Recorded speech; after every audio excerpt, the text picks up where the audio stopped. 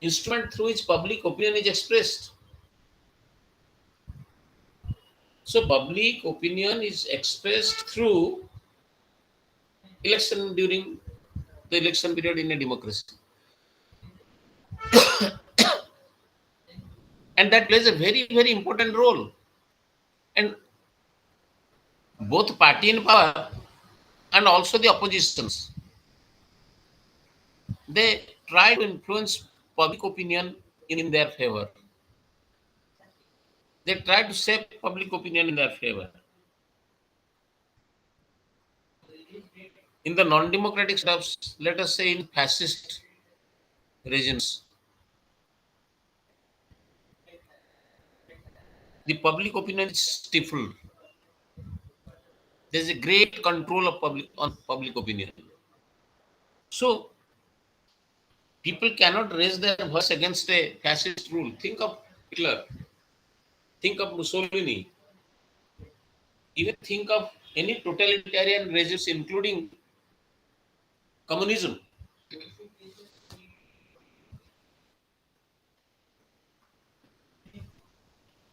They try to have complete control over media.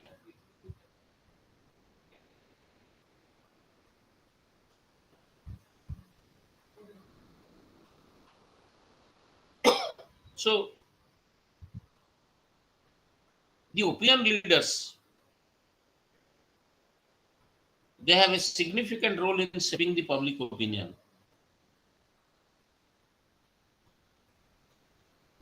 ସେଥିପାଇଁ ଆପଣ ଦେଖିବେ, the press is known to be the fourth state: legislature,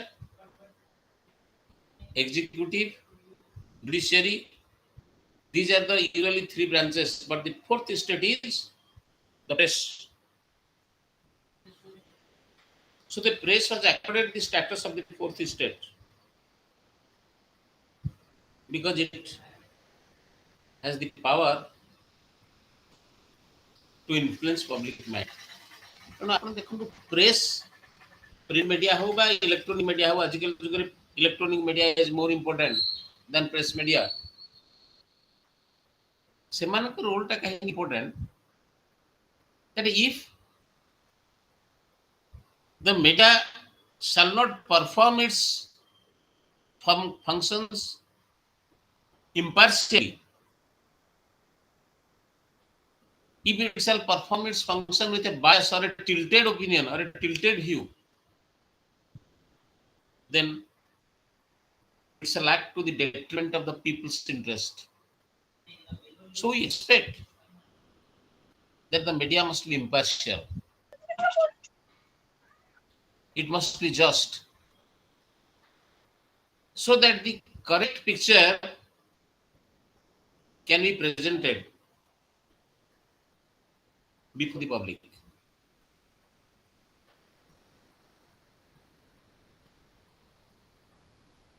So role of media in policy making in general and in public policy in particular is very crucial.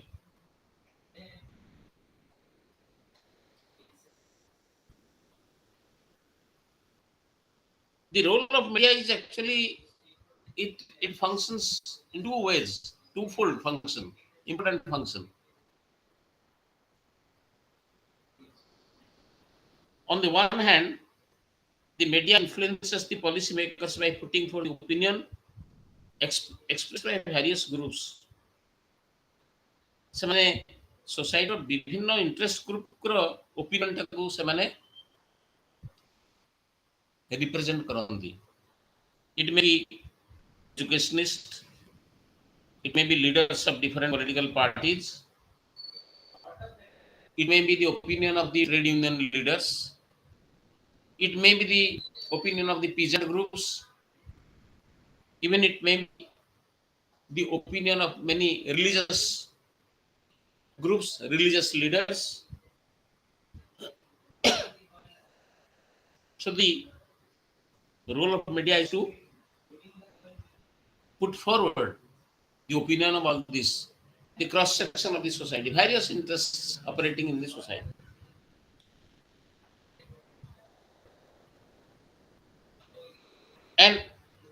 The other function is, I mean, on the other hand, media also can put pressure on the policy makers to act in response to people's interests, so that the policy makers cannot turn a deaf ear.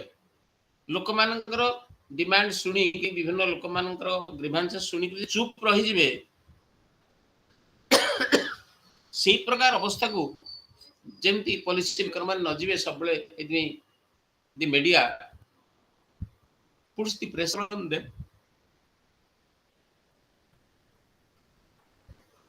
So public policy and media, they are in, very much intertwined, very much interrelated.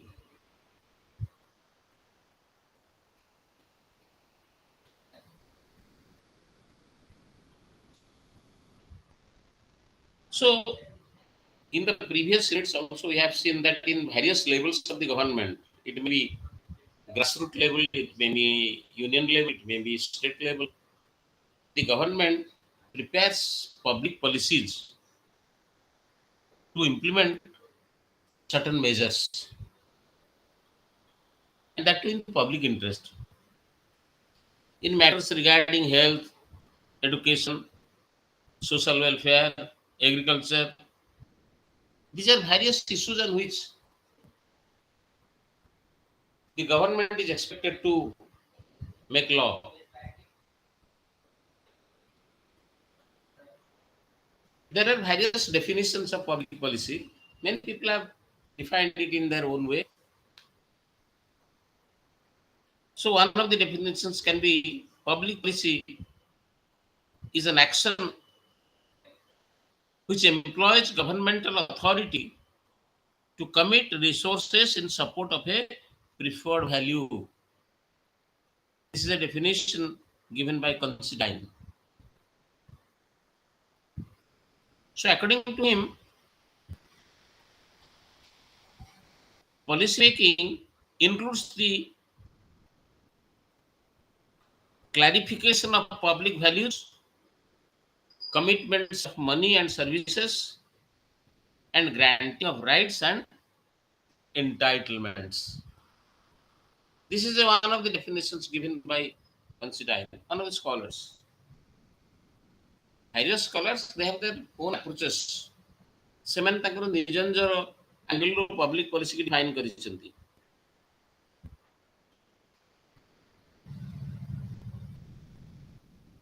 Another scholar has defined public policy, but the community is trying to decide something,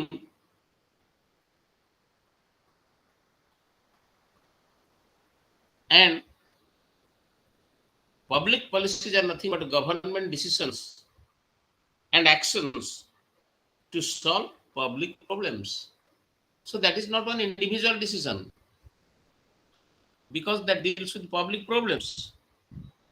And to solve a particular public problem, the measures are taken through public policy.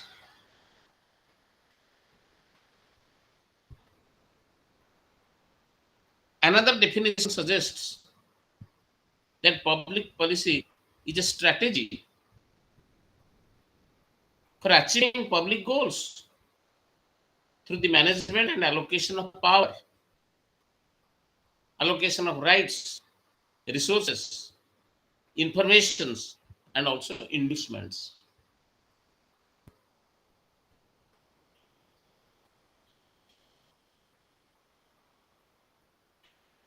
In various levels,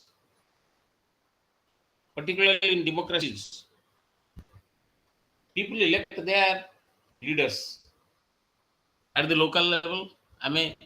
I think in the yesterday's class we have talked about the urban local self government, rural self government, panchayat raj. ତେଣୁ local ୟୁନିଟ୍ରେ ମଧ୍ୟ ଲୋକମାନେ ତାଙ୍କର representative ମାନଙ୍କୁ ପଠାଉଛନ୍ତି. State ଲେଜିସ୍ଲେଚରକୁ ମଧ୍ୟ ସେମାନଙ୍କ representatives they are sending through election. Union Parliament also is represented through the people elected by the people.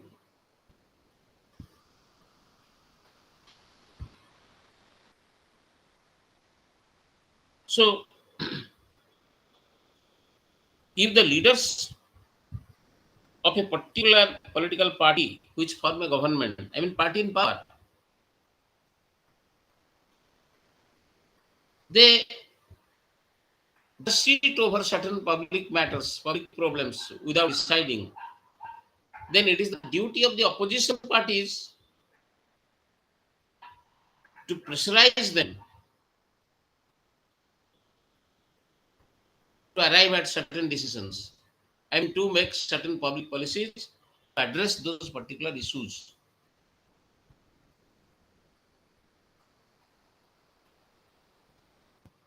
So, policy making has become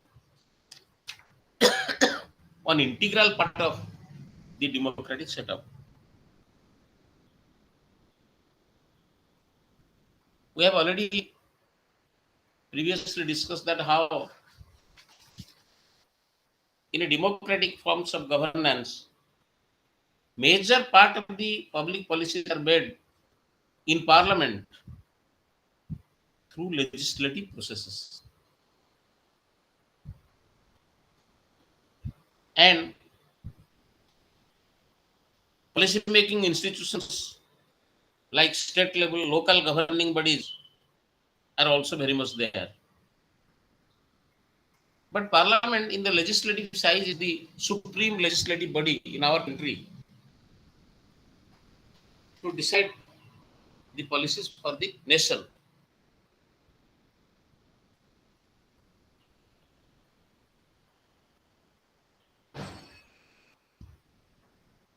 The press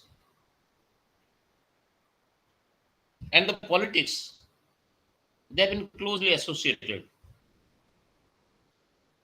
since the time of invention of the press and the emergence of democracy in Europe. There are among countries both European countries, for example, England and others, have experienced democratic institutions.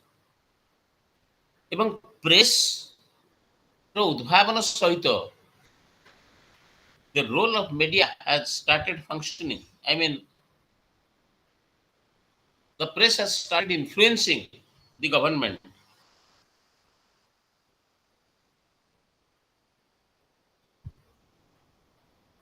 Though the press emerged in Europe much earlier than the bourgeois revolution acquired significance only during and after the revolution. The feudal system was overthrown to establish the bourgeois democracy, which cherished the values of liberty, equality, and fraternity. Think of French Revolution, Jacobean trio, liberty, equality, and fraternity.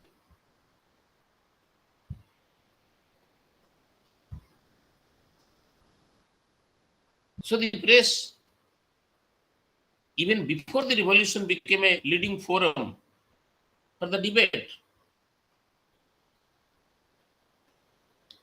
And many philosophies of the great thinkers, they have been disseminated, they have been circulated, they have been amplified through this press. Philosophers like John Stuart Mill, Thomas Hobbes, Jean-Jacques Rousseau, Voltaire, Montesquieu, and many more. Their philosophies, their analysis, they have been disseminated through press. Press ନଥିଲେ ସେମାନଙ୍କର ideas on various democratic values would not have been disseminated.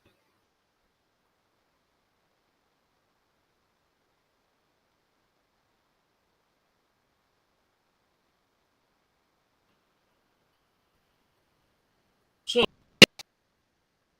the responsibility or the task before the press was to consolidate the achievements of the emerging democracies. It became the main vehicle of ideological growth. of the bourgeois democracy and behalf of the authorities. So freedom of press was also very important in democracy. କେବଳ ଗୋଟେ ଦେଖନ୍ତୁ ଗୋଟେ ଅଥରିଟାରିଆନ regime ଆସିଲେ ସେ freedom of press ଟାକୁ ଷ୍ଟିଫଲ କରିଦିଏ, ସଂକୁଚିତ କରିଦିଏ।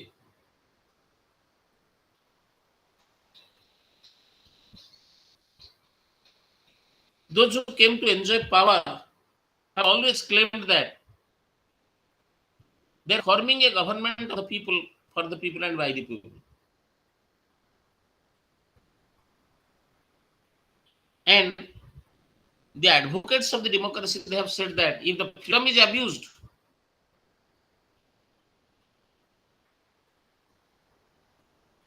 then the people's democracy is lost. So if freedom is abused to the extent of threatening good morals and the authority of the state, it must be restrained.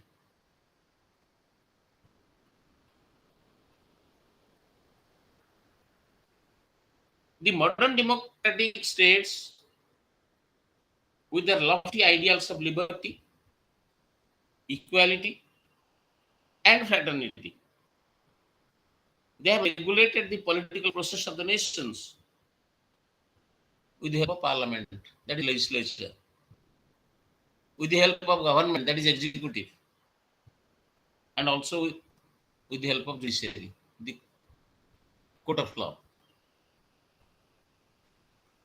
It declared that press on the fourth pillar of democracy, and it becomes the prime agent of freedom of expression, because people, they enjoy the freedom of expression through this press.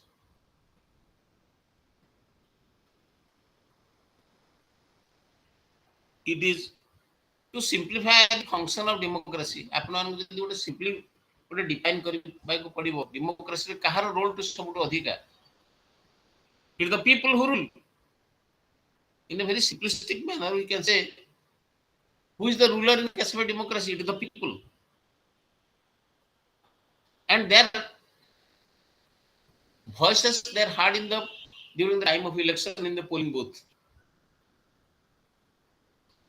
So by exercising their vote, they exercise their opinion.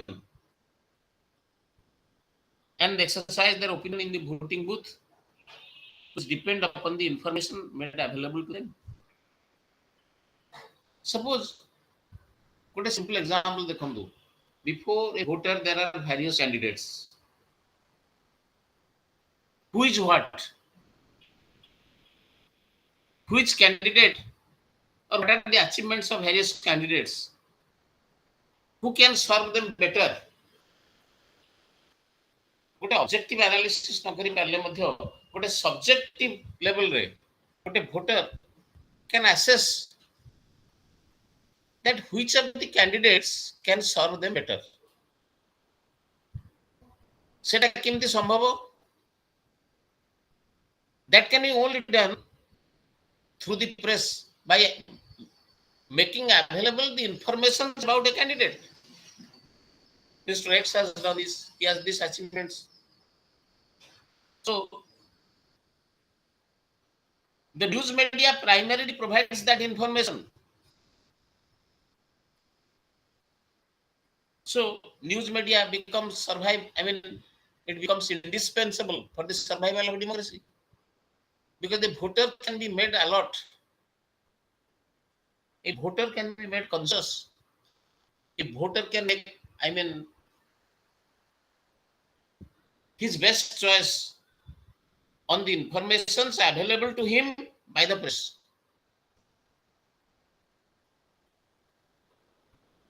So democracy is a free society. And in no other form of government, citizens are that much free. They cannot enjoy that much of freedom. Hence, for a society to be free, the flow of information to the citizens must come from the news media which are also themselves free. କାରଣ media ଯଦି କୌଣସି regime ତାକୁ stiff କରିକି ରଖେ, ସଂକୁଚିତ କରିକି ରଖେ, ତାକୁ ଦମନ କରିକି ରଖେ, ତେବେ ସେମାନେ ଇଣ୍ଡିପେଣ୍ଡେଣ୍ଟ ୱେ ଗୋଟେ ଇମ୍ପାର୍ସିଆଲ ୱେରେ ଇନଫର୍ମେସନ ଟାକୁ ସୋସାଇଟି ପାସ୍ ଅନ୍ କରିପାରିବେ ନାହିଁ।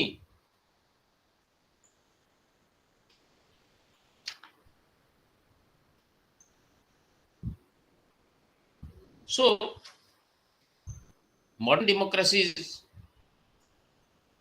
in modern democracies,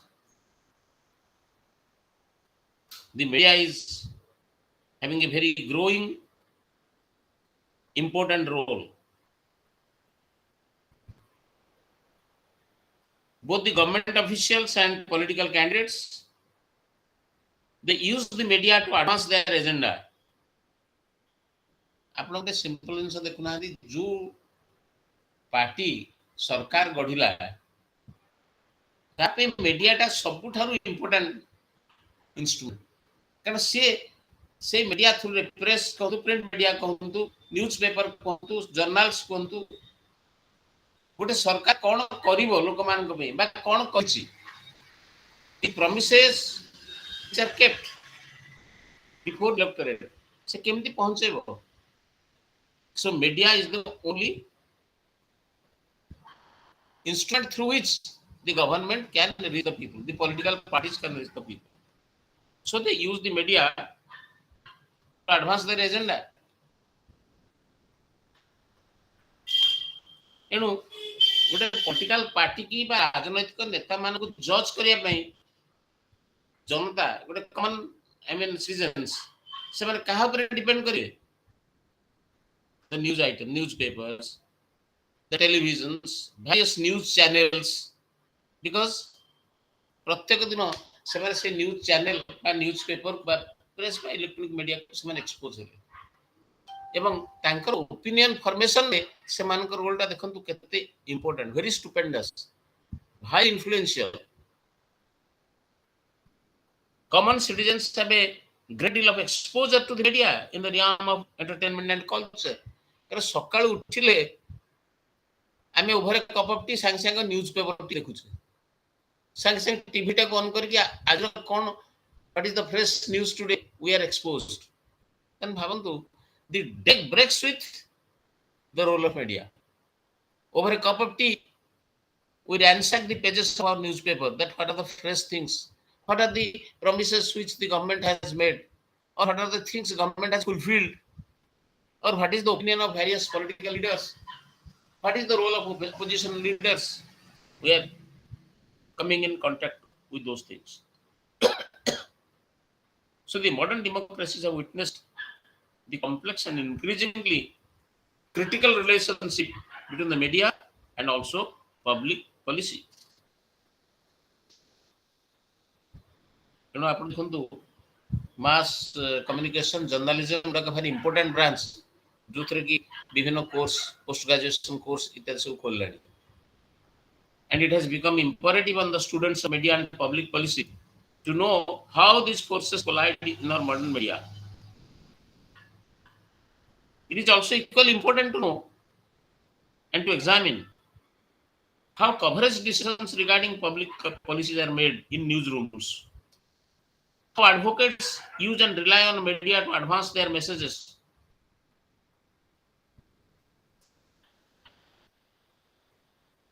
and role of media also is undergoing changes, transformation, because of the emergence of information technology and convergence of various communication technologies. IT sector रे हमरो एते नुआ नुआ उद्भावन सब होउची, naturally the new media is undergoing a transformation. आगुर हमें media माने केवल प्रेस को बुझौतले, आईटी रिवोल्यूशन एते हे नथिला, इंफॉर्मेशन टेक्नोलॉजी रे एतरा एडवांसमेंट हे नथिला. So most of the press means print media ऊपर हमें डिपेंड करतले.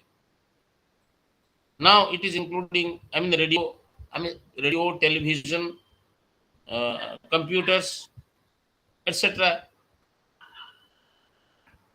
We are taking recourse to those things. କିନ୍ତୁ ବର୍ତ୍ତମାନ IT ର advancement ରେ it has brought a lot of changes in the nature of press. Information is readily available in internet. So it has reduced the dependence of the readers on newspapers. ବର୍ତ୍ତମାନ ଦେଖନ୍ତୁ ଆମେ over copy news ପେପରଟା ଦେଖିକିରି ଆମେ net ଉପରେ ବେଶୀ depend କରୁଛେ because that gives us fresh news, immediate news. The governments world over are now not only using internet for providing information to its citizens, but also are promoting the use of internet and other digital technologies to transact day-to-day business. ତେଣୁ ବର୍ତ୍ତମାନ ଆପଣ ଦେଖନ୍ତୁ ଯେକୌଣସି ଆପଣ application ଆଗରେ ହାତରେ ଲେଖୁଥିଲେ କୌଣସି ଅଫିସରେ ଦଉଥିଲେ now e-filing, so filling of forms, issuing orders, notices, everything is done through digital technology. जोटा कि हमरो गवर्नेंस रो बड़ पार्ट ई गवर्नेंस हम जाहो कहू ई गवर्नेंस अपन माने पब्लिक एडमिनिस्ट्रेशन रे that how transaction between government and citizen, between government various say corporate sectors, they are being done. So e-governance has a lot of coverage area. So now with this e-governance and seemingly lack of control of internet,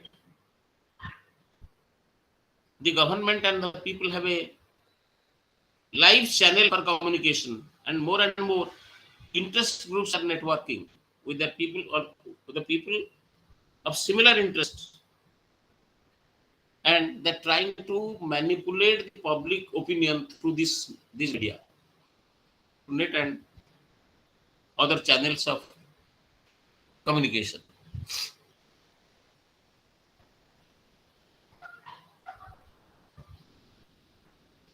So media role public opinion को shape करिवारे देखंतु केते important जो एनु गोटे public अपन mark करंतु गोटे channel गोटे news channel हो बा गोटे any medium of communication हो से यदि चाहिए it can make and mark the image of a particular political leader, a particular setup, about it can also make and mark the image of a government by influencing the public opinion either in its favor or against it.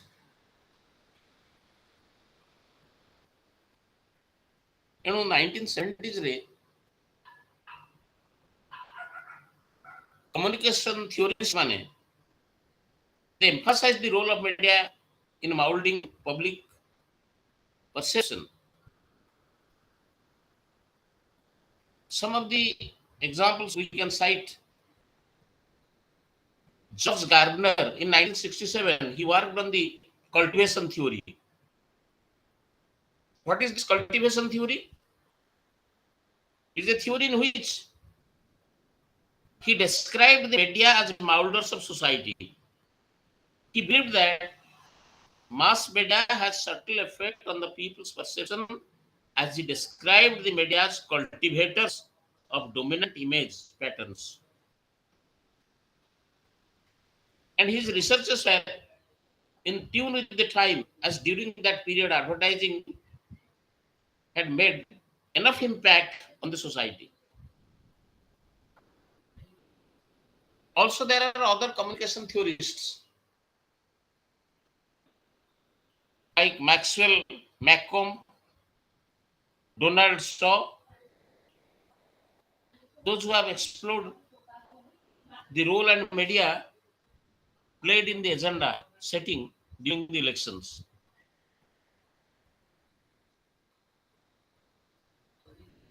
Some other scholars of media have provided also with alternative theories of mass media.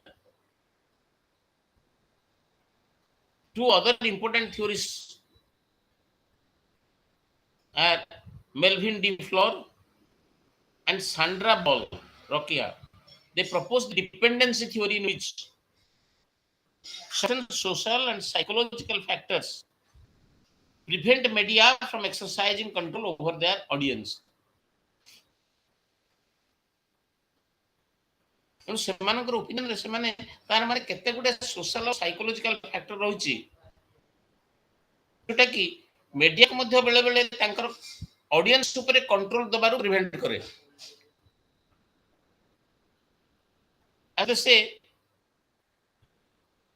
mass media not only lack arbitrary influence powers, but also their personal lack of freedom to engage in arbitrary communication behavior. So both the media and the audience, ଯାହା ଉପରେ media influence ଜାରି କରୁଛି, the audience, ଧରନ୍ତୁ ମୁଁ TV channel ଦେଖୁଛି, TV channel is the media and I am the audience. Both are the integral part of the society. And the surrounding socio-cultural context provides the control and constraints not only on the nature of media but also on the nature of the effects in the audience. ତେଣୁ ବେଳେ ବେଳେ ମଧ୍ୟ ଏଇ socio-psychological factors they constrain the media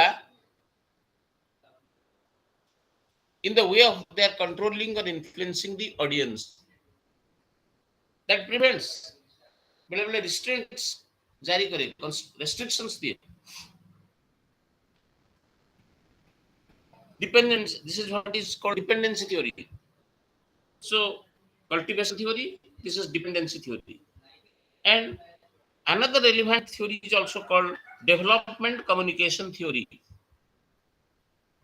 which was formulated during the efforts of McBride Commission.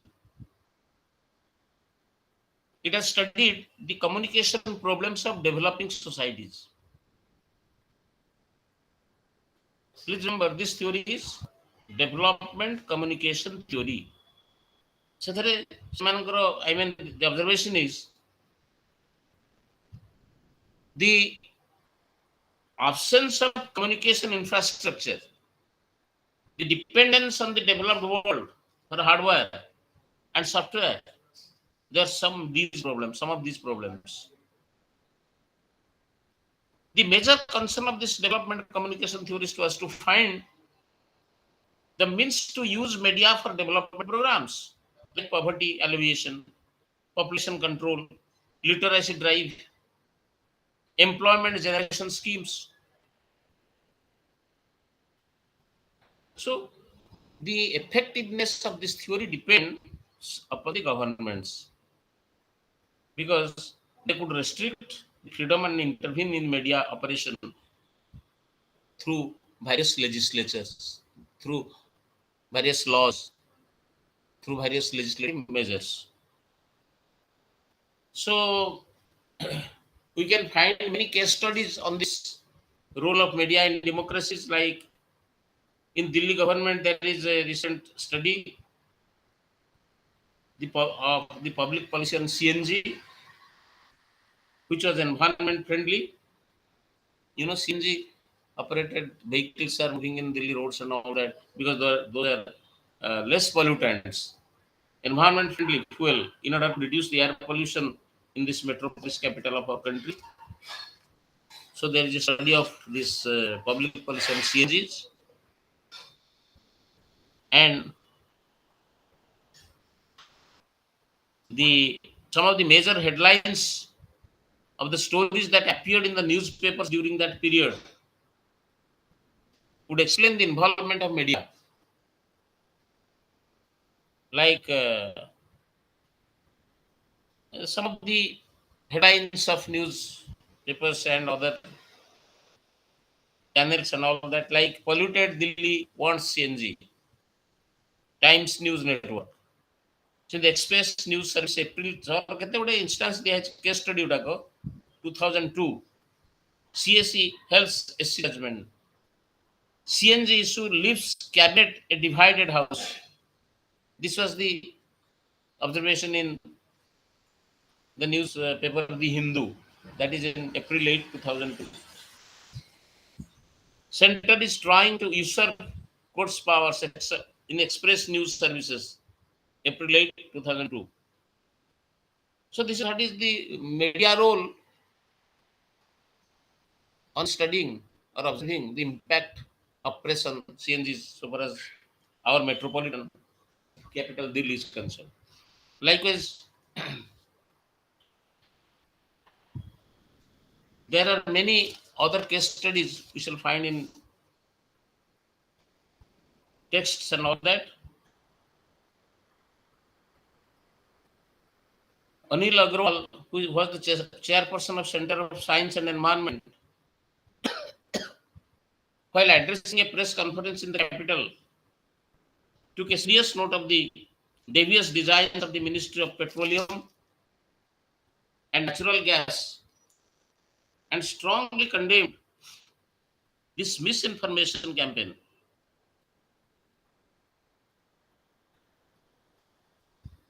So, likewise, there are many news clips on this particular CNG observation of the public policy on CNG. So, these few news clips, there are many other news clips like that. They highlight the nature of the public policy debate. The conflicting parties in this debate were the diesel vehicle manufacturers, Delhi transporters, civil society movement for clean air, then the principals of school who were bothered about the lack of CNG supplies and also about their own fleets of buses which have to be converted to suit the new public policy. Both CNG conversion because in order to reduce the level of pollution, like that. So the media was there trying to inform the people about this complex situation and was helping various groups in their attempt to generate public opinion in their favor. So this is a case study. There are many case studies of how media plays a very, very pivotal role in creating a public opinion in a particular situation. CNG one of the cases, it is one of the case studies. So public policy is a process for the good of the society, right? Sometimes the civil society challenges the existing policies and forces the authorities to change the public policy if they found that these policies are detrimental to public interest. Public policy is a part of the development process. You know, the press may not generally report the development issues, but it intervenes in case of a conflict of views on development reports, and the press shall try to mold and influence the public opinion in favor of one or the other viewpoint. So remember, media being one of the chief agents of public opinion maker can act as a savior of democracy, and if it acts in a negative way, in an adverse way, it may also mar spirit of the society. It can make and mar. So, in order to build up a very sound, healthy, democratic trend in the society, the role of media is very, very crucial, important. এবং বিশেষ করে আমি যে এরারে পৌঁছেছে যে সময় print media অপেক্ষা electronic media is more important fractional second ভিতরে প্রত্যেক নিউজ লোকଙ୍କ পাখু চালি যাই পারিব definitely we cannot underestimate the role of media in the present scenario.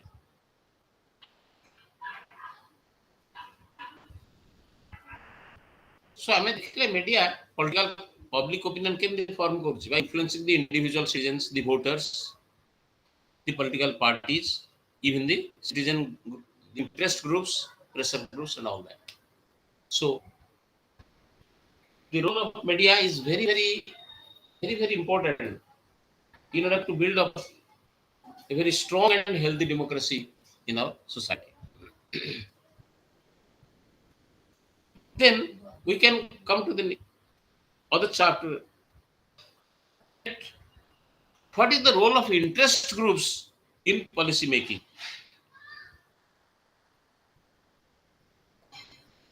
The interest groups in policy making.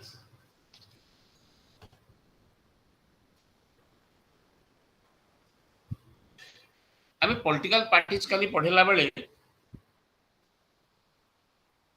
pressure groups और interest group ବିଷୟରେ slight reference ଆମେ ଦେଖିଲେ. You know, very simply speaking, interest group is a well organized group of private interest in contrast to the public interest which influence political outcomes to seek benefits for themselves.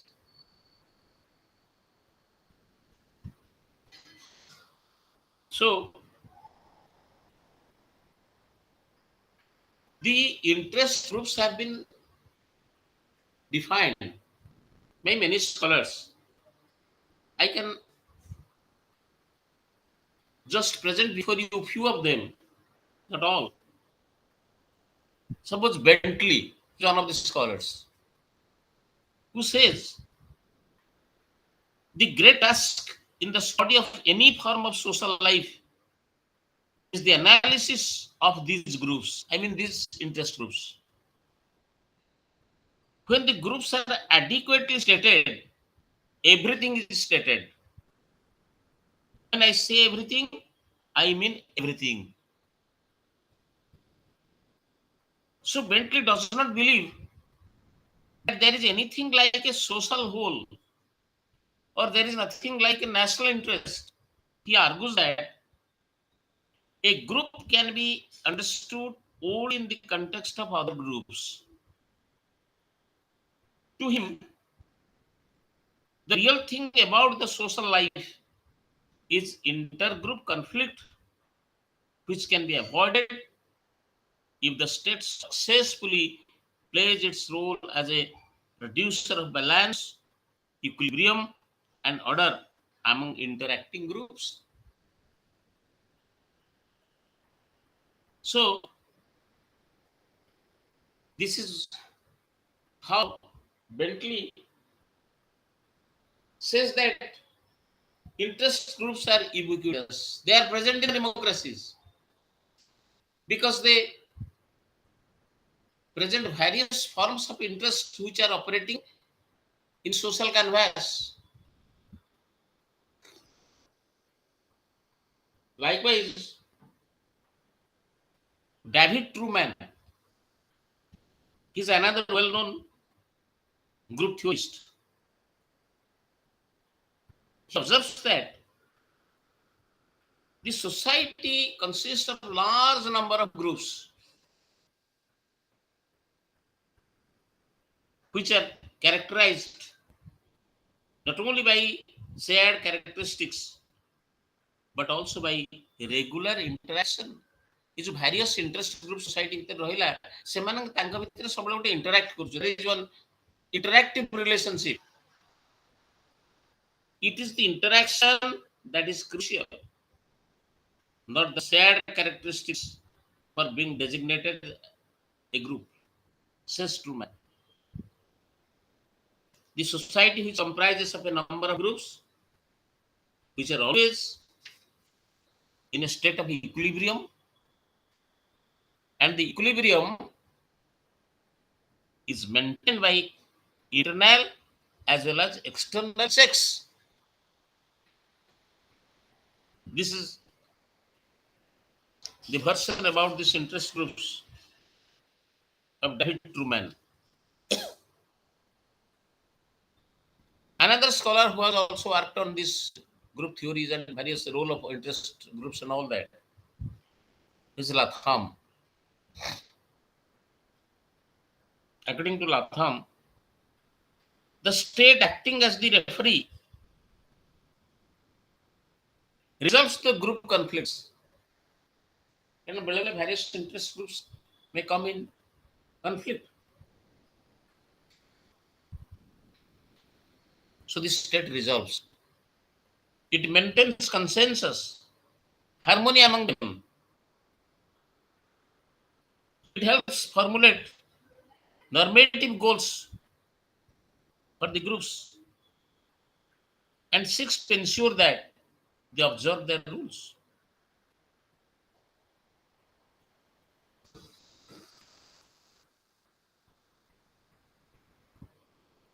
So likewise,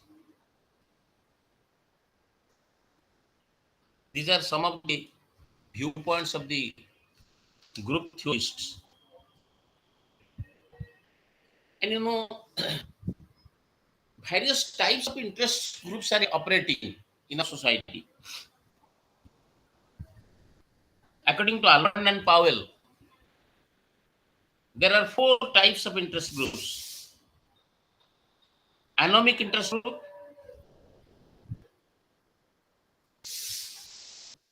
another is non-associational interest groups, third one is institutional interest groups, the fourth one is associational interest groups. Please remember, these are the four types: anomic, non-associational, institutional, and associational. You know,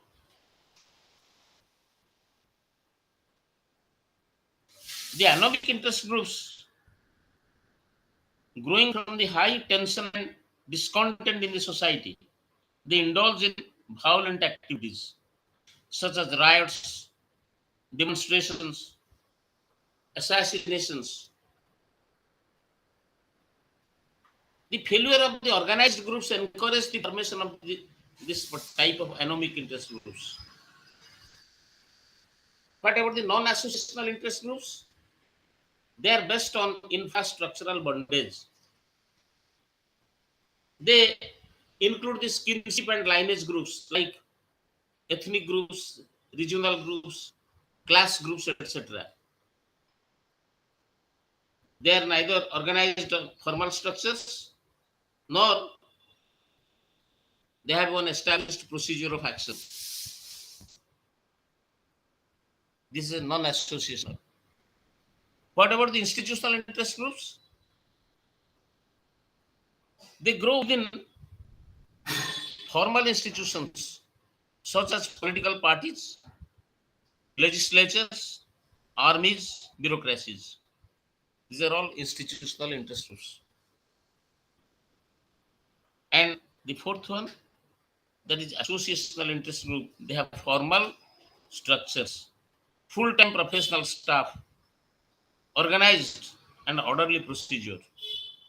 So more or less, because in a very, very pithy, precise manner, I have just given this classification of various interest groups in our society.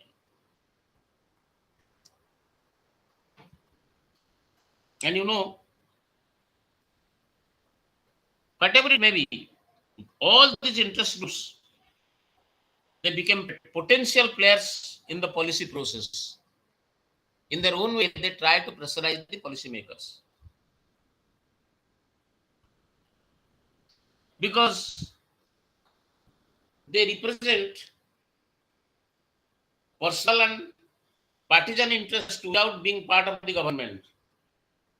देखो interest I think yesterday while discussing political party, interest group, but pressure groups also. They are different from political parties on a very important point. That is, interest groups never contest election. What a major political parties, by fielding their candidates, they contest election. But interest groups, they always act behind the scene. They try to pressurize the party in power to fulfill their demands. ତାଙ୍କର ଇଣ୍ଟରେଷ୍ଟଟା କେମିତି fulfil ହବ, they are bothered about that. So they use various techniques so that the party in power, those who are in charge of policy making, can yield to their demands. That is most important.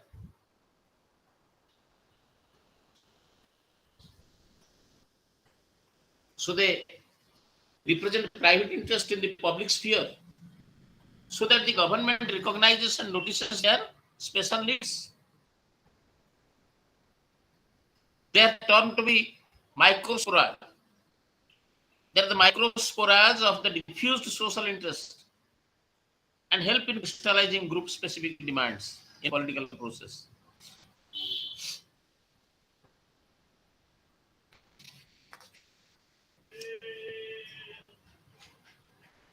So these groups which are formed of common interests, they are justified on two ethical grounds. Their formation is justified on two grounds in terms of their benefits to the individuals who constitute them. ଯେଉଁମାନେ ସେ interest ଗ୍ରୁପର member, ସେମାନଙ୍କୁ benefit ଦେବା ଗୋଟେ ପ୍ରଥମ ପ୍ରୟାସ, and these benefits may be diversely defined such as access to wealth, increasing value of their prospective investments, control over resources, then religious satisfaction, etc. And the other justification is that they are based on choice rather than on fate. So it is not incumbent upon the citizen to be a member of any such group. By choice, he can be member of this group or that group. And citizens, they participate in this group activity because they believe in the need to protect certain interest. ମୋର ଇଣ୍ଟରେଷ୍ଟଟା ଯୋଉ ଇଣ୍ଟରେଷ୍ଟକୁ fulfil କରୁଥିବ, କେବଳ ମୁଁ feel କରିବି that my interest is safeguarded by this group, then I shall join that group. If I am convinced. So please remember, it is a matter of choice, not of fate. I belong to a particular interest group because of my choice. So an associationalist society is trying to extract as much regulative and policy support to itself. And in turn, it consolidates the democracy by bringing citizens together into greater loyalty and by asserting more of freedom.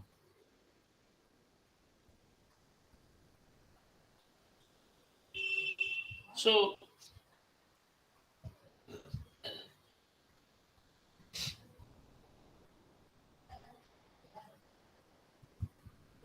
during 1960s, it demonstrated that democracy did not function through individuals manning the coercive state,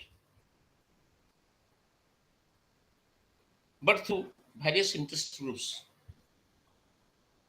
So scholars have observed that during 1960s onwards, democracy mostly functions through the role of various interest groups.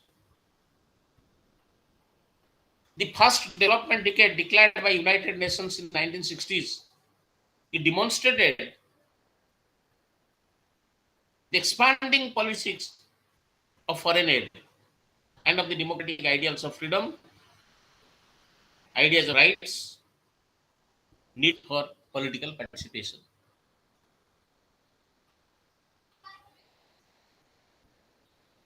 It was at the same time that one of the scholars, he wrote a piece of scholarly statement. Party systems and the representation of the social groups. It was his writing in a European Journal of Sociology.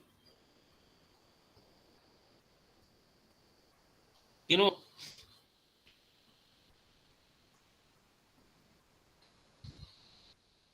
it became more and more apparent that Political parties which had by them ruled the aspect of the representing society had put completely different in practice. The parties, most of the analysts say, they were neither the true representatives of the people's demand and aspirations, neither they are also truly representative of the public interest. So parties fail in both the fronts. They are neither the representative of the people, neither of the public interest. So one of the scholars, Philip Smeaton, he has characterized this type of society as a society where there is the existence of a new pluralism.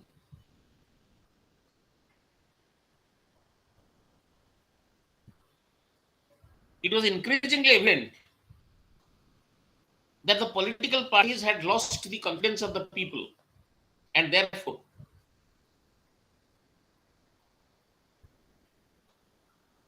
they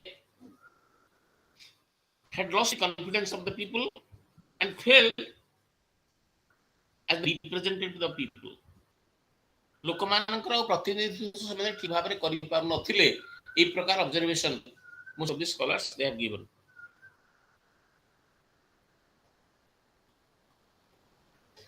This is the opinion of Smeaton and some of his followers. କିନ୍ତୁ ତାଙ୍କର এই view point ମଧ୍ୟ contraryରେ ବା ତାକୁ ବିରୋଧାଭାସ କରିକି ମଧ୍ୟ ଅନେକ scholar ମଧ୍ୟ ମତ ଦେଲେ. Writers like Mansur Olsen, James Buchanan, Lipset, they continue to believe that parties are by far the most important part of the representative structure in the democratic societies. In Skinterଙ୍କର ଯୋଉ ମତ ଯେ political parties they fail to represent the people properly, ତାକୁ ମଧ୍ୟ ବିରୋଧାଭାସ କରିକିରି ଆମର Lipset କୁହନ୍ତୁ, Olsen କୁହନ୍ତୁ, James Buchanan କୁହନ୍ତୁ, ସେମାନେ no, parties still continue to be the people's representative. So the general trend of the democratic societies was its fragmentation and micro splitting into socio-economic and religious interest groups, which broke the monopoly of political parties over the representation of the public interest. I mean, देखो a प्रकार trend, societal trend has given rise to the emergence of various interest groups in the society. When the people have lost their faith on the political parties that fail to represent public interest, so various interest groups have come up in the society, those who can represent various interests of the society to the fulfillment of the citizens, to the utter satisfaction of the citizens. Then the political transition of democracy from a colonial world system to a system of a kind of socio-culturally different conglomeration of the states, it was accelerated the disintegration of the states from within, and it gave rise to a new form of pluralism.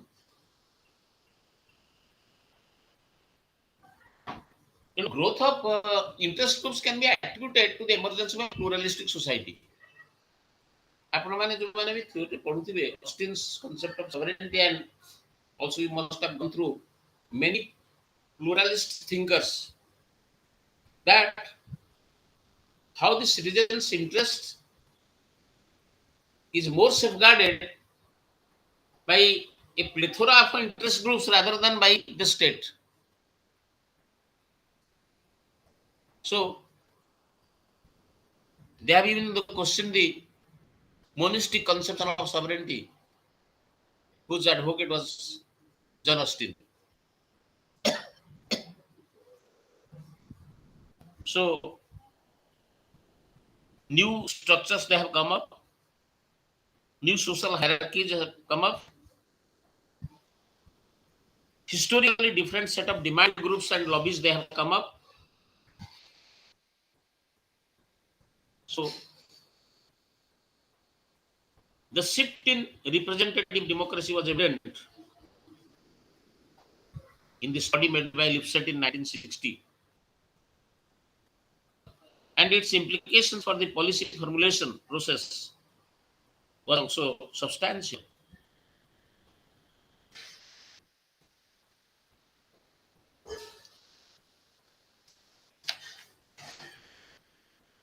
Then also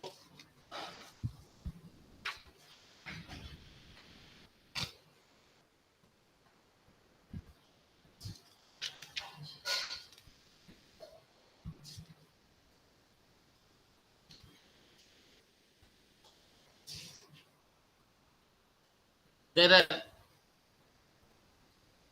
the discussion on few characteristics of interest groups regarding the number, density, and the representational domain. On the basis of number, density, the representational domain, one can classify interest groups into small interest group. I mean, the number membership and all that. Some interest groups are small, some are medium, some are large.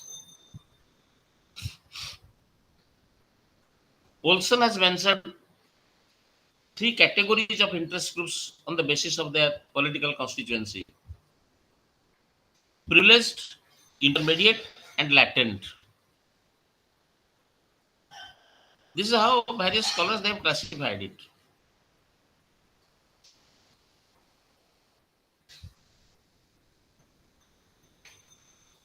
Then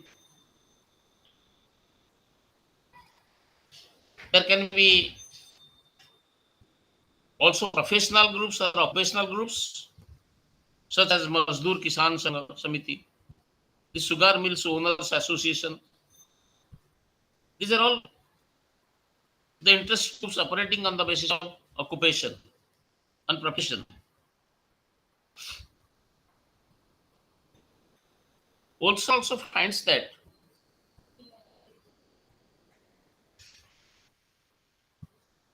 collective action is ensured through a process of threats, promises, and conditional cooperation.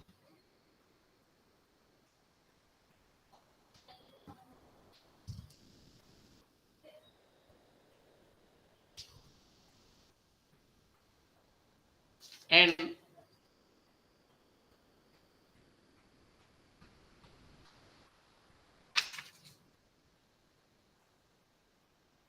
there can be also producer groups, consumer groups, altruistic groups.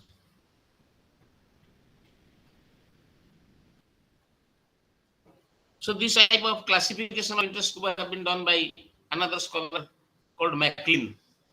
କିଛି interest groups କୁହାଯିବ producer groups, some are consumer groups, some are altruistic groups.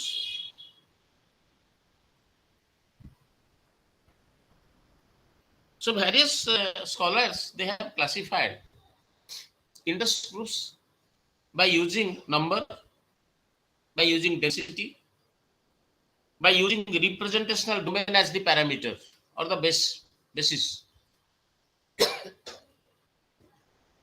Another most important part of this discussion on interest group is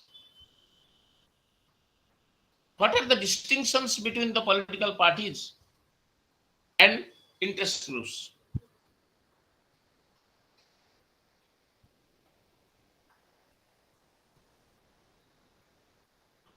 You know, these groups are much smaller than political parties. One interest group or a pressure group is also based on a single interest. It has limited objectives. It has a narrow appeal. Its objectives are many. Political parties' objectives are many. Whereas in an interest group, the objective is very limited. then the appeal of the political parties are broad. Then members of the political party are drawn from different socio-economic background of the society. So political parties ଆମେ ଯଦି membership କୁ dissect କରିବା ଦେଖିବା it is heterogeneous. But what about the members of an interest group? They on the contrary constitute a homogeneous group. ମାନେ ଗୋଟେ ନିର୍ଦ୍ଦିଷ୍ଟ interest କୁ fulfil କରିବା ପାଇଁ ଚେଷ୍ଟିତ. So they belong to a homogeneous group, belonging to a similar socio-economic background. Political parties are active members of the power game because I already told you the field candidates they seek power, but interest groups they never set up candidates in election. Unlike political parties, they would not like to occupy the powers, the career of powers. They would not openly field candidates, but they may secretly support a political party.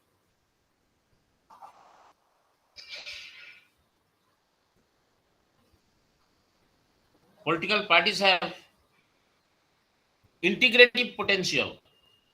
They try to reconcile various groups, sections, and interests. But interest groups representing particularistic interests, they are likely to engage in diverse games. They always try to gain by dividing the society in the line of interest.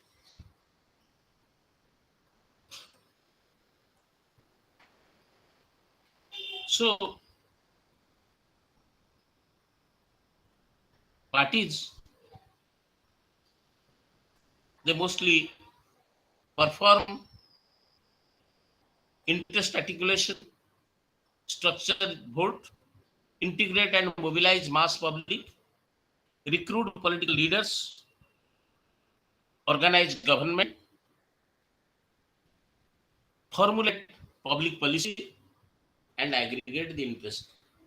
Interest articulation, then interest aggregation, formulation of public policy, these are the tasks before the political parties.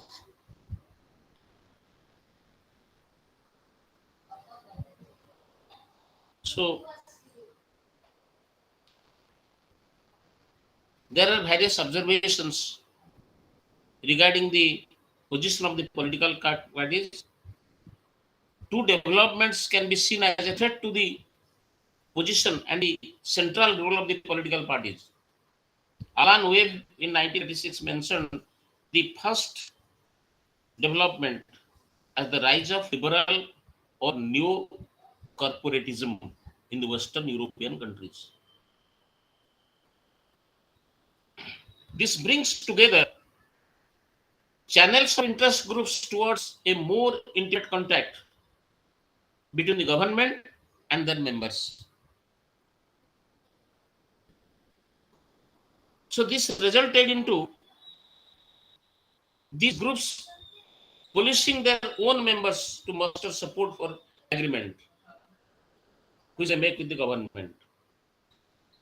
This is the first development which has weakened the position of the parties. The second development has been the rise of the cause groups, which are focused and combined people in support of a single cause. These are called cause groups. And these cause groups, they played an important role in freedom movement of India also.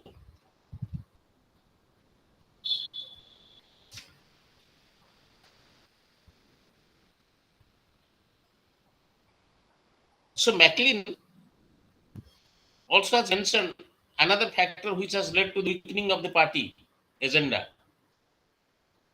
This is the merging of the political idealism with the social activity.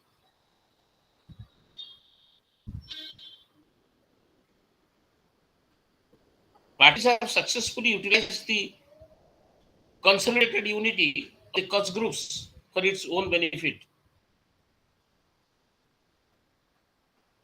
So, Osloon has written a very scholarly article that is called Calculus of Consent, where he said that parties seek electoral support from these groups and in return represent their agenda and policy. However, democracy is still possible, and all this depends upon the way strategic interaction with the actors in the society is undertaken. The modern democracies, which may look like compromises, may also lead to paradoxical regimes of interest. So, the interest groups may continue to have a very significant role in democracy.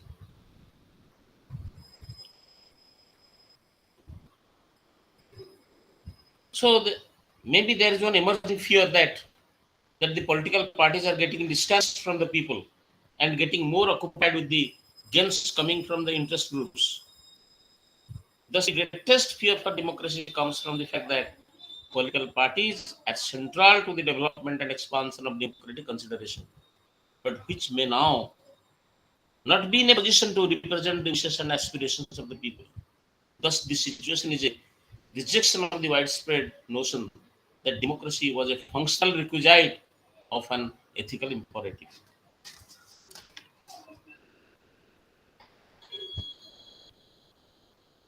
So, there has been one increase in the insignificance of the role of political parties. The inability of the political parties to divert attention from their petty regional and personal politics to issues of development and poverty eradication, the rise of neo-corporatism, and the cause groups with single issues in Western Europe are all partly responsible for this. The emerging fear is that political parties are getting distanced and occupied with the gains from the interest groups. But in spite of that, parties have not lost their representative character. And they're still the most accepted structure of democracy. So interest groups definitely have a very major role, but they cannot aggregate the interests as broadly across the social groups and political issues as parties.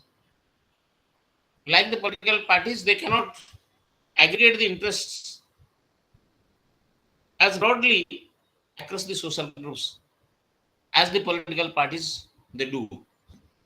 So, in spite of the fact that in the present day democracy, political parties they have slightly been distanced from the people. They are having a very dwindling position. In spite of that, the fact the interest groups cannot replace the political parties. Simply speaking, କାରଣ ଏତେ ଏଇ social interest ଟାକୁ broadly ସେମାନେ aggregate କରିପାରିବେ ନାହିଁ like the political parties. So political parties still continue to have a preponderant influence. Then there is identity politics because you know ours is a pluralistic society. There is caste, religion, language, ethnicity. So identity politics it has become a very prominent subject in Indian politics. What is identity politics? Identity politics is something where ଜଣେ ଗୋଟେ ନିର୍ଦ୍ଦିଷ୍ଟ ଡେନୋମିନେସନ ସେ ତାର ଆଇଡେଣ୍ଟିଟିଟାକୁ emphasise କରୁଛି ତାର ପରିଚୟକୁ ସୁଦୃଢ କରିବାକୁ ଚେଷ୍ଟା କରୁଛି. So identity politics is stated to signify a wide range of political activity and theorizing founded in the shared experience of injustice of members of certain social groups. So, as a political activity, identity politics is thus considered to signify a body of political projects that attempts a recovery from exclusion and denigration of groups which are hitherto marginalized on the basis of differences based on their selfhood, determining characteristics like ethnicity, gender, sexual preferences, caste position, etc. বিভিন্ন caste group, religious groups, linguistic groups, ethnic groups, they feel marginalized, that they have been deprived, they have been unrated. In the social structure, they have been downplaced. So they want to assert themselves. It has become the theme of identity politics.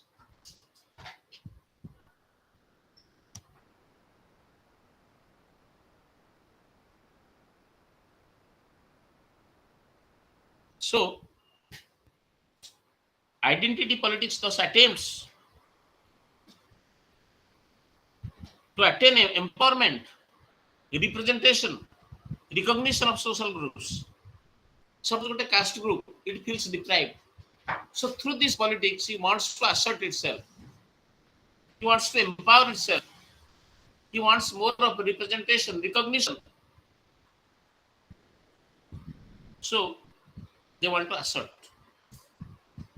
Various caste groups, various religious groups, various linguistic groups, এবং ethnic groups ଯେଉଁମାନେ marginalized ବା deprived feel କରିଛନ୍ତି ସେମାନେ ନିଜକୁ assert କରିବାର ଯୋଉ attempt that constitutes the part of identity politics in our country. So the proponents of identity politics thus assign the primacy of certain essence or a set of core features shared only by the members of the collectivity.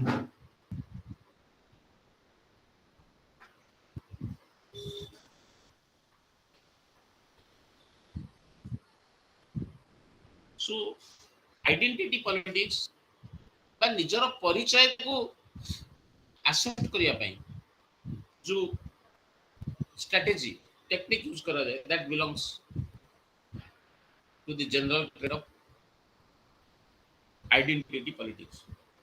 So as a field of study, identity politics can be said to have gained intellectual legitimacy since the second half of 20th century, between 1950s and 60s. In United States, the large-scale political movements of the second wave feminists, then the black civil rights, gay and lesbian movements, liberation movement, and movements of various indigenous groups, they have started, and also which have started in other parts. I want to mark on the feminist movement, lesbian liberation movement, then the second wave feminists, black civil rights. A group hitherto feel that they are the marginalized sections, they are the deprived sections. So they went on movement by asserting themselves for more of empowerment. So this emergence was during 1950s and 60s in case of America.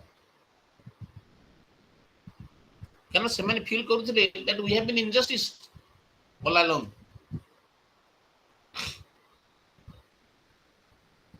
For example, so far as feminist movements are concerned, Mary Wollstonecraft was one of the prominent scholars who led the feminist movements, who emphasized the rights of the women, liberty of the women. Also in India, we find that despite the adoption of a liberal democratic polity after independence, communities and collective identities, they have remained powerful and continue to claim recognition. According to Bhikkhu Parikh,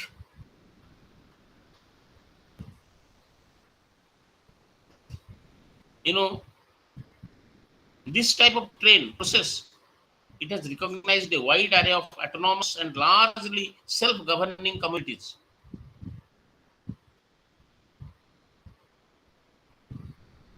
So we find identity politics of various hues which abound in India. The most spectacular, however, are those based on the identity politics based on language, and those are mostly the movements by linguistic minorities, religious minorities, caste groups, ethnic groups, and tribal identity. So these are the various groups those who feel marginalized and they wanted to assert themselves through various demands for empowerment. You know, caste-based discrimination and oppression, they have been a very pernicious feature of Indian society. So Ambedkar and Mandal Commission's view of caste was very important in this context. You know, caste has become a very important determinant in Indian society. The new lesson of organized politics and consciousness of caste affiliation learned by hitherto despised caste groups, they have transformed the contours of the Indian politics where shifting the caste class alliances are being encountered.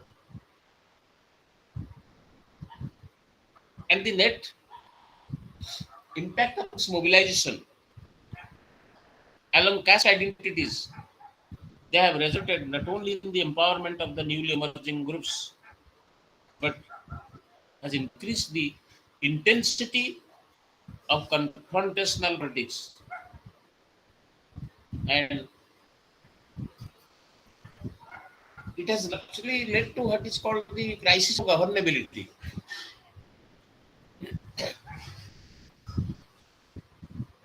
So the identity politics based on caste is one of the major issues in Indian politics. Then another form of identity politics also is based on religion. It's a multi-religious country. Hinduism, Islam, Sikhism, Christianity, Zoroastrianism, and some of the major religions practiced by the people. Numerically, the Hindus are considered to be the majority, which inspires many Hindu loyalist groups also like RSS, Shiv Sena, and also many political parties like BJP, Hindu Mahasabha, and their claims that India is a Hindu state. And the claims they generate homogenizing myths about India and its history. And the claims are countered by other religious groups who foresee the possibility of losing autonomy, or they fear that they shall be marginalized in the process. So historically, the Hindu revivalist movement of the 19th century is considered to be a period that saw the demarcation of the two separate cultures on religious basis, the Hindus and the Muslims, which deepened further because of the partition.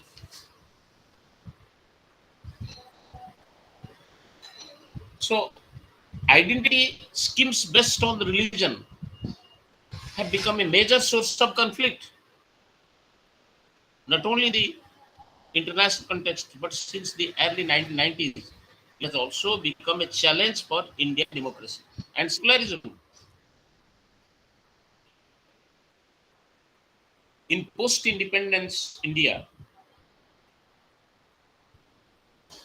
the majoritarian assertion has generated its own antithesis in form of minority religious assertiveness, and it has also resulted in confrontational politics.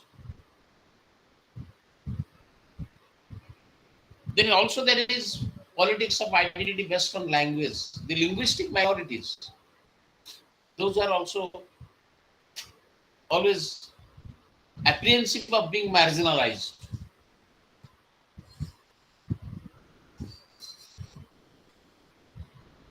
You know, the linguistic divisions have been complicated by the lack of a uniform language policy for the entire country. Of course, there are, after the independence, there is three language formula and all that. There is the language commission.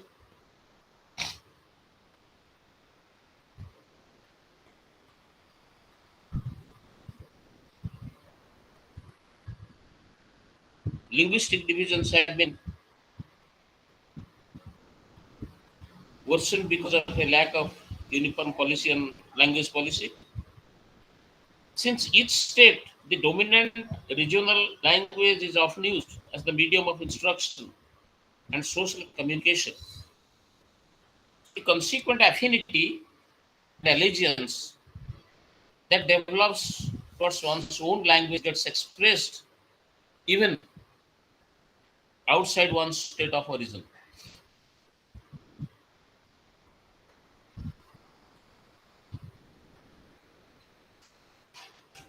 Though it is generally felt that linguistic states provide freedom and autonomy for collectivities within a heterogeneous society. But the critics argue that linguistic states have reinforced regionalism and they have provided a platform for attenuation of a phenomenal number of identity claims in a country that has around 1,652 mother tongues and only 14 recognized languages are on which states have been reorganized. It was a situation of during the time when the states have been reorganized on the basis of language.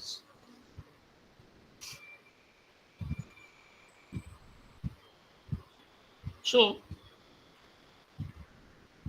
the thing is that the politics, identity politics was also based on these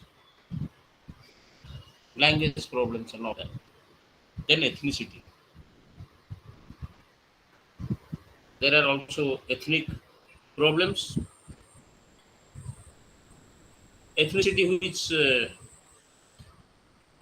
covers culture, customs, region, religion, caste.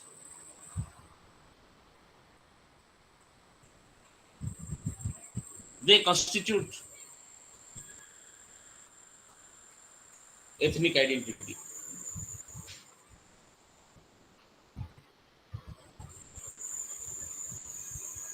Whenever there is a competition among ethnic identities on the real and imaginary basis, it expressed in the form of autonomy movements, demand for secession. Sometimes ethnic movements they lead to the demand of secession, riots, ethnic riots.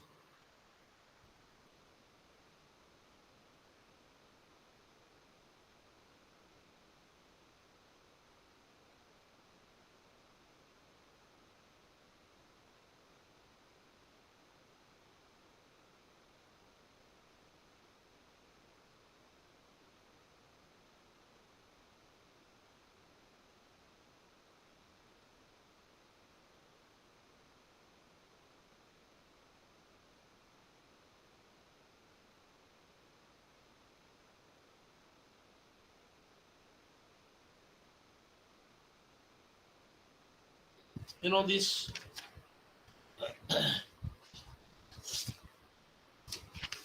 most often we find that the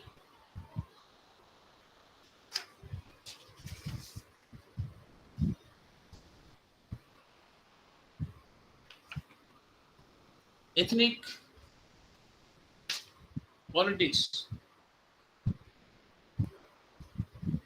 or demand for accession of ethnic minorities. They put challenges which the Indian nation state faces.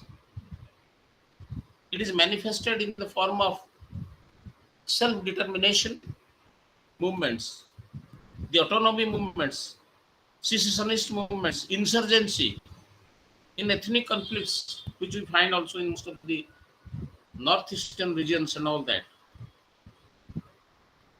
In an attempt to build the nation state, the national leadership in the country, in the first 2 decades following the independence, believed that the overall development modernization of the country would result in subordinating the ethnic challenges.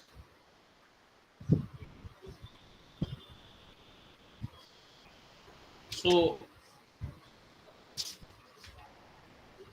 the most of the main cases of this ethnic assertion, ethnic movements, we can find the case studies. Even the regions like Northeast region, Tamil Nadu, Punjab, also J&K, etc. And some of the case studies they have been given in some of the as a part of the text and all that. So these are some of the observations on identity politics in India, which are mostly based on caste, religion, language, and ethnicity.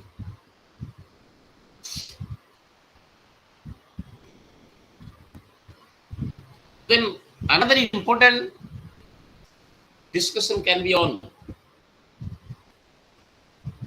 civil societies, social movements, NGOs, that is non-government organizations, and voluntary action groups. Very important. I think we'll discuss on this chapter, we shall end up today's discussion.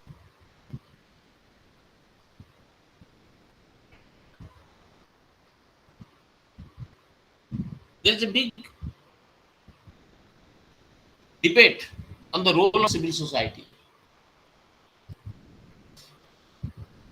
Scholars they have tried to dichotomize state and civil society. What can be a civil society? What is a civil society? Some scholars they have defined civil society as a space unoccupied by state.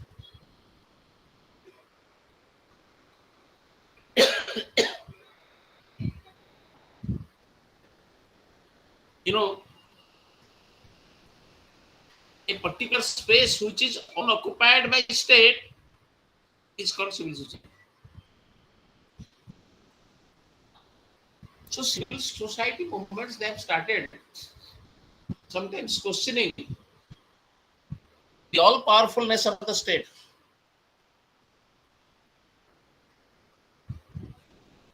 So in recent decades, there has been a total rethinking of the development strategies. It is partly stimulated by the persisting socio-economic problems, both in the rural areas and urban areas, and with the rural masses and urban masses.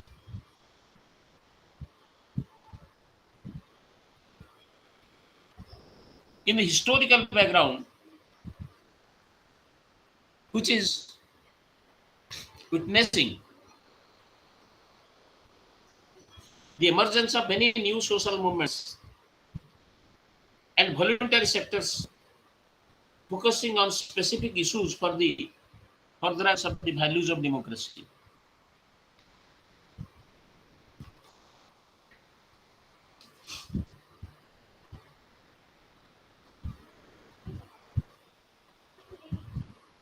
The contemporary hype about the civil society has been caused by the breakup of the socialist regimes in Russia and Eastern Europe, and the revival of Tocqueville tradition of celebrating the associational pluralism in United States.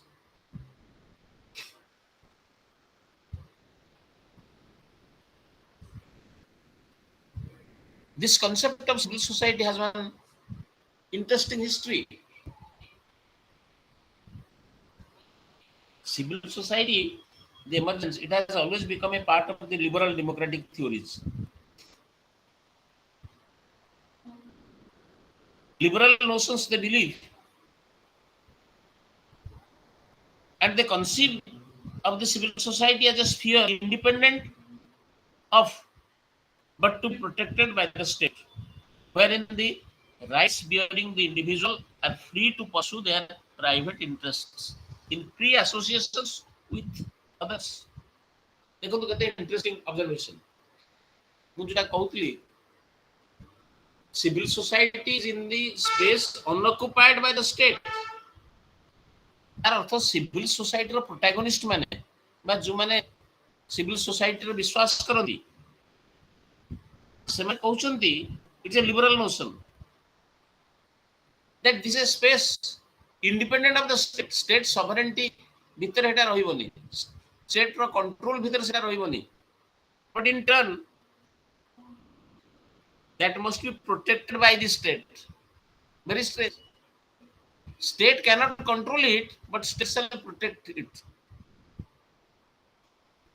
the rights bearing individuals are free to pursue their private interest in free association with others, and state must safeguard them, but state cannot control them। that space is unoccupied by state।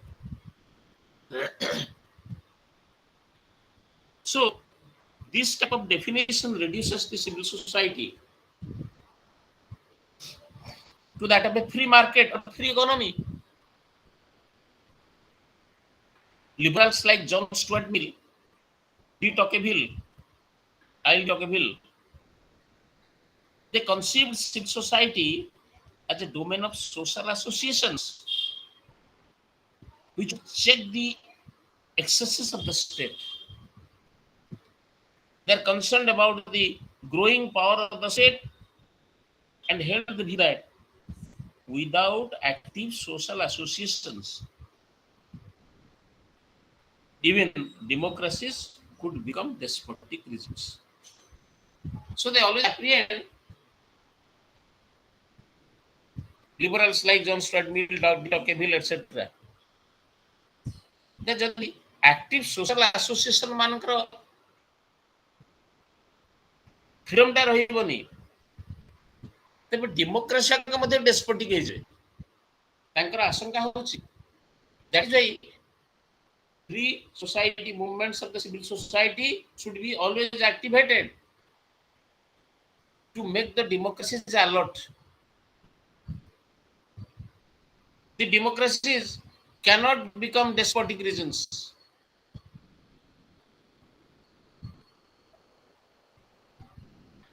The early Marxists also considered civil society was one which played a facilitating role for the functioning of the capitalist economy।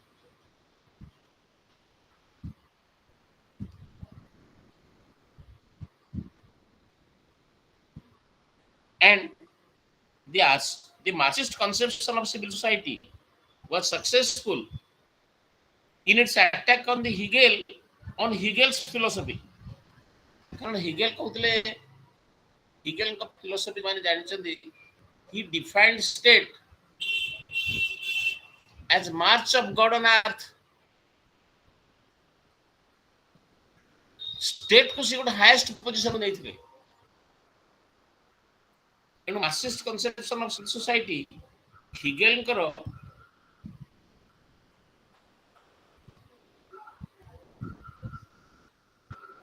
State को जो highlight करथिले ताको march of God on earth बोली define करथिले, जहा को अखंड क्षमता देते to control the civil society, ताको काउंटर करिया पे Marxist conception was successful. Hegel saw in the civil society the mediating domain where the particular interests of the individuals and the universal interest of the state could be reconciled, and that can only produce the ethical basis for the modern society.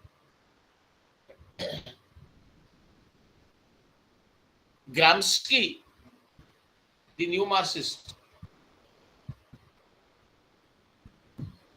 he deepened our understanding of the civil society by extending the Marxian logic. So instead of depicting the civil society as only embodying the practices of production and exchange, Gramscian notion characterizes it as a set of social relationships which stand between the individual and the state. This is Gramscian interpretation. And Gramsci has, you must be knowing, has given us the notion of hegemony. Consent is produced for the dominance of the state through the hegemonizing impulses of the various institutions, practices, and the concomitant myth and symbols at the side of the civil society. So he claims that a hegemonized civil society or a captive civil society is responsible for revolutions not taking the place even under classic cases of the presence of required economic crisis. So, according to Gramsci, hegemony is a strategy which could very well become a property of the proletariat.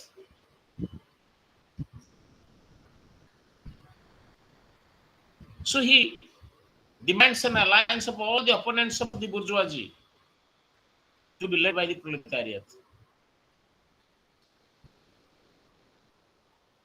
So this is what is called Gramsci's concept of hegemony.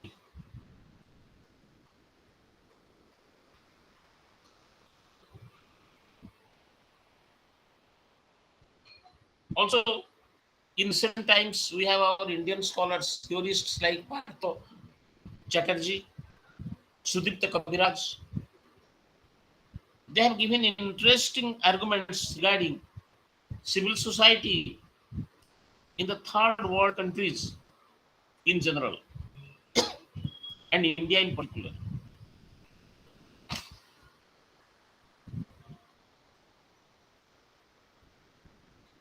Kabiraj's final statement about the debate on civil society is like this. It is in the nature of the problem that the debates about civil society remain inconclusive, but these are not for that reason fruitless. After all, these debates form the parts of the collective reflection on the nature of conditions which political democracy requires to take root and flourish.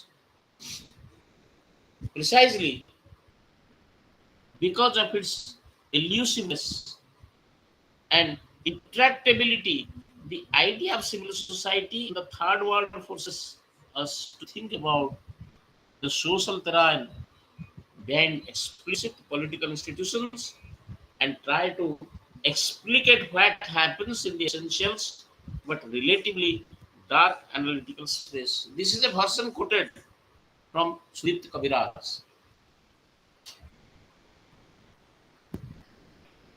So civil society constitutes the core of the modern political debates. With that, another concept is new social movements.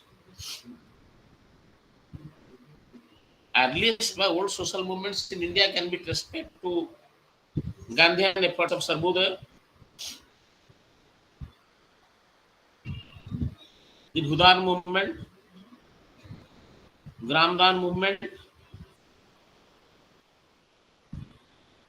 Sarvodaya was the direct offshoot of Gandhi's constructive program.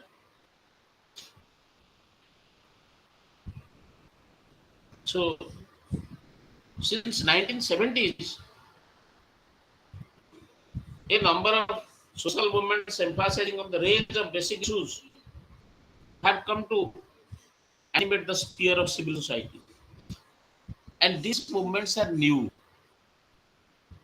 Since 1970 onwards, 70s for a new social movement in India as well. And they are new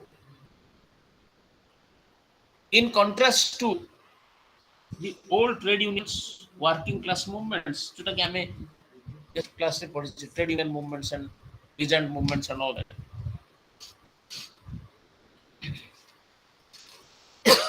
So new social movements are something different. They are called new as the results of the broad-based people's response to ecological and gender and caste conflicts. So the distinguishing feature of these new movements is that they are not homogeneous and they differ in their origins. As Vignaraja notes, some are the result of romantic and idealistic approaches taken by charitable institutions, religious institutions, like the small is beautiful advocates, which have tried to reach the people to do good things, often treating the village as a harmonious entity or community.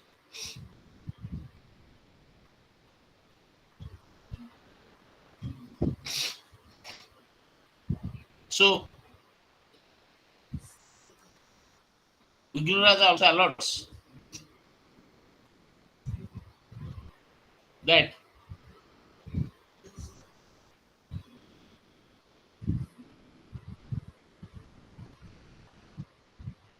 self-employment women's association, Seva, the Chipko movement, the Kerala science movement, Narmada Bachao Andolan, they are also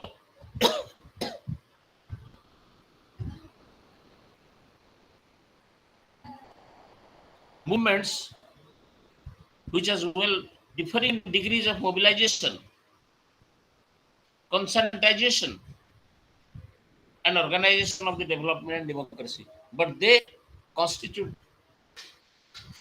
the bulk of the new social movements in our country.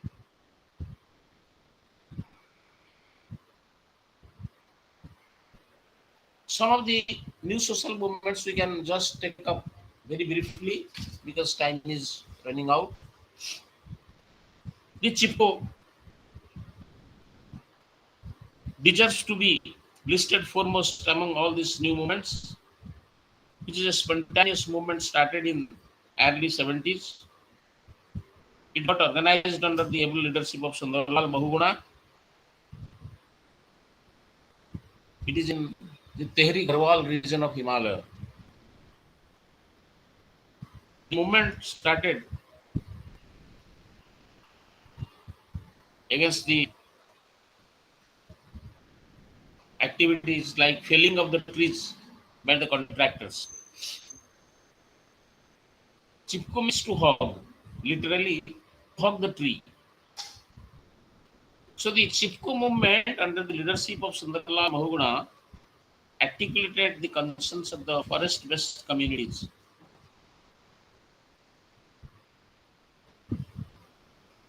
So the movement was successful. Narmada Bachao Andolan, it was led by Meha Patkar. This movement was in opposition to the construction of nearly 3,000 major and minor dams across the river Narmada. There is also Apiko movement in Western Ghat against the overfelling of the trees. The slogan was of the Chipko movement was ecology in economy. So these are some of the examples of new social movements. So environment movements, feminist movements, tribal movements, they constitute this new social movement. and these movements they act as agents of radical democracy. The new social movements are indicators of the pulse of the people, that they are no longer ready to accept the development paradigms which keep them out and to their participation, estrange them. Look, previous models of development ସେମାନେ ଆଉ accept କଲେ ନାହିଁ. People's movements are emerging out of the peculiar contradictions within the society and cultures in transition.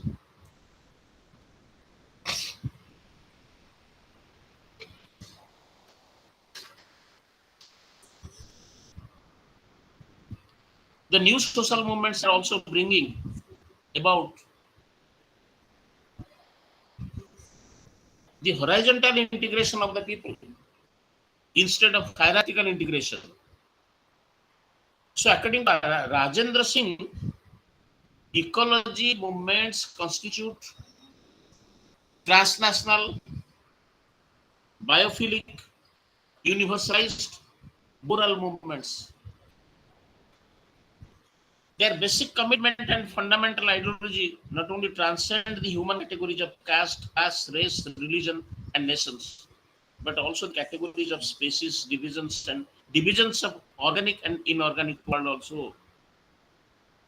Movement is a unique event which brings together the otherwise divided humans on one platform around a single issue, mobilizes them to struggle for one cause, the defense of all living being, born and unborn. Very interesting the observation. Ecological movement ସବୁ ପ୍ରକାର ଲୋକଙ୍କୁ କାହିଁକି appeal କଲା? Because ecological issues affect all the people of the society, irrespective of religion, caste, language, and culture. And what it affords, please remember, most importantly, not only the rights of the human beings, but also the rights of the non-human world, the right of a tree to exist, the right of a lake, right of a water body. So it takes in cognizance not only the rights of the human beings, but also the rights of the non-human world. Very important. How important is sustainable development, जोटा कि आपण माने Brundtland Commission define करछि. What is that development model? Where present day generation can enjoy the rights, he can have a good living,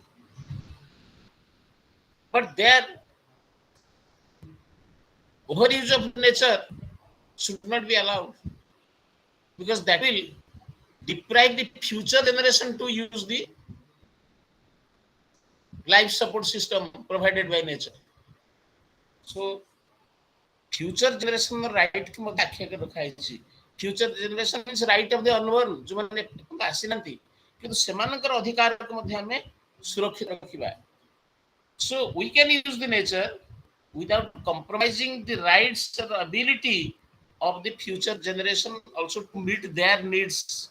आमे हमन need के nature को पाई गले किंतु आमे नेचर को मिसयूज करि परिबा नाही, ओवरयूज करि परिबा नाही.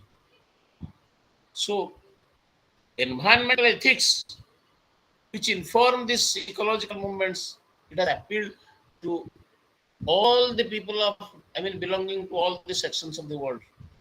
And not only that, that appealed both the developing nations and developed nations. ସେଥିପାଇଁ ଆପଣ ଦେଖିବେ climate change ଉପରେ ଯେ ବର୍ତ୍ତମାନ international convention ଗୁଡାକ ହଉଛି, those are mostly accepted in a consensus manner. The member states, both the developed world and developing world, they agree upon the agreements, the provisions of the convention and all that. That is the reason that ecological movement, which is one of the most prominent new social movements, it has appeals for all sections of the society, which is highlighted in this opinion of Rajendra Singh, like for one cause, the defense of all living beings, born and unborn. जो माने present अछंती तांको right के protect करछि, जो माने unburn, जो माने एपन जन्म हे नांती किंतु आगु आसीबे फ्यूचर जनरेशंस सेमान मध्ये protection. Then I think I must conclude with the emphasis on NGOs and voluntary actions. That how it is very, very important. The modern notion of voluntary action, it originates in Protestant Christianity, and the role of this non-government organization and voluntary action groups are very, very important.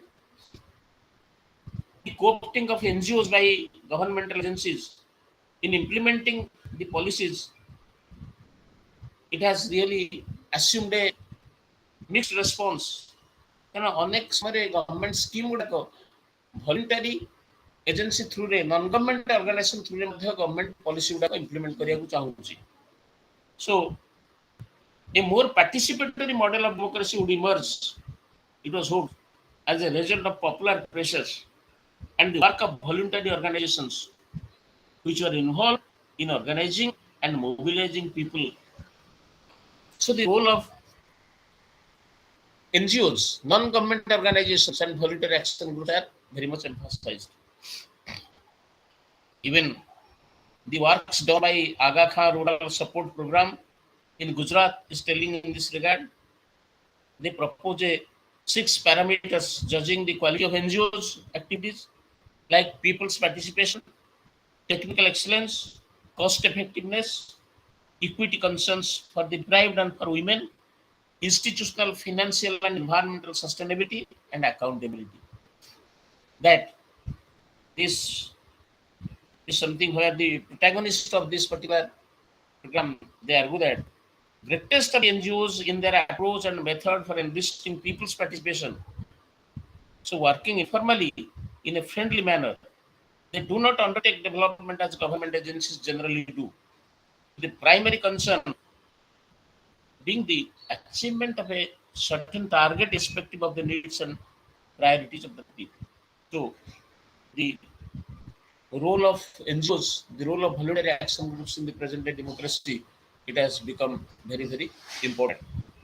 So uh, one has also to share the optimism of Rajni Kothari towards voluntary actions. Rajni Kothari claims that though the contemporary interest in voluntary actions is seen as a reaction to the failure of state, actually that is a fact. Why voluntary actions are getting importance? Because in certain fronts, states have failed to implement policies. So it is taking the cooperation of the voluntary sectors. So Rajni Kothari aptly remarked that the contemporary interest in the voluntary action is seen as a reaction to the failure of the state. We are very soon likely to discover a more positive and liberated sense of what voluntary involves. What voluntarism involves. Only the unfolding political events of the future can either vindicate or refute such claims. So, what shall be the real position of the voluntary action groups? What shall be the rate of success of these voluntary action groups in the society? It can be rated through their achievements in in uh, in future years to come. Okay, thank you. With this, I end up with this discussion on this NGOs and voluntary action groups. So we have covered all these discussions on, say, media and public policy, interest groups and policy making, identity politics on caste, religion, language, and ethnicity, then civil society, social movement, NGOs, and voluntary actions.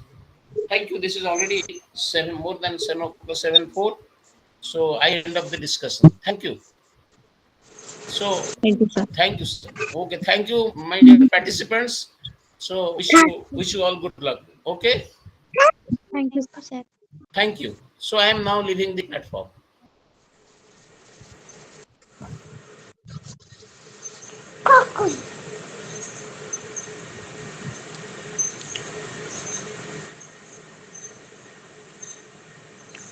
Papa, takut.